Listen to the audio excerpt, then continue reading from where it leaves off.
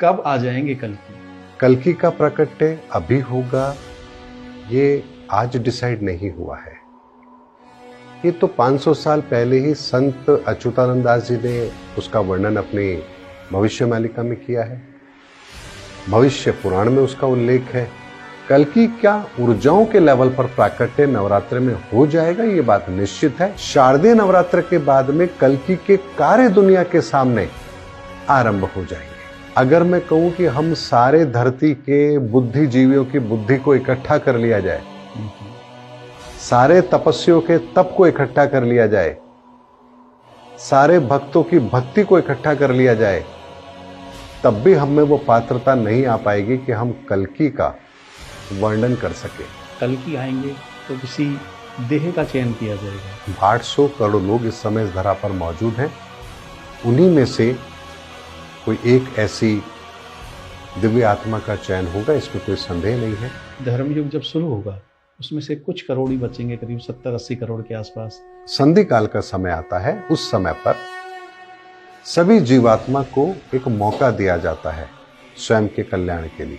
ये जो आपसी देशों का वैमनस्य चल रहा है, मनमुटाव है, ये बढ़ेगा या कम होगा? तो इससे जिन लोगों को परिवर्तन दिखाई देगा वो अपने आप को परिवर्तित कर लेंगे, और जो आज भी उसी ढर्रे पर चल रहे हैं उन सब का समूल नाश होना है, ये बात निश्चित है। प्रकृति में क्या क्या बदलाव आएंगे भगवान कल्कि के आने से पहले? जी, नवंबर से पहले तो पूरा का पूरा पोर्टल ओपन है। क्या होगा, कैसे होगा, कितना विशाल होगा, कुछ नहीं कहा जा सकता। अच्छा, नवंबर में भगवान कल्कि के आगमन के बाद में राजनीतिक रूप से हम देखें तो क्या परिवर्तन होंगे? पूरी दुनिया के अंदर राजनीतिक व्यवस्थाओं के अंदर एक बहुत बड़ा परिवर्तन होगा, बहुत बड़ा परिवर्तन होगा, और विश्व की सत्ता आने वाले समय में उन लोगों को सौंपी जाएगी जो वास्तव में धर्म का अनुसरण करने वाले होंगे या निस्वार्थ भाव से जनमानस की सेवा करने वाले होंगे।